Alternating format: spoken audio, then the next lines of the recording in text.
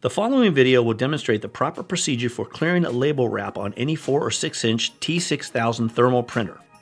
A label wrap occurs when one or more labels wrap around the platen roller.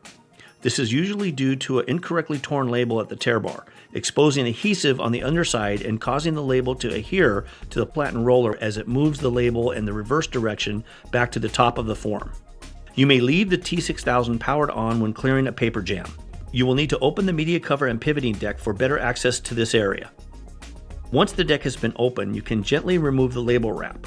Be sure not to use a pointed object or knife to remove the stuck labels from the platen roller. These objects may scar the platen roller to where it may need to be replaced. Once the label wrap has been removed, it is recommended that you thoroughly clean the entire platen roller with alcohol to remove any label adhesive that could cause or contribute to future label wraps.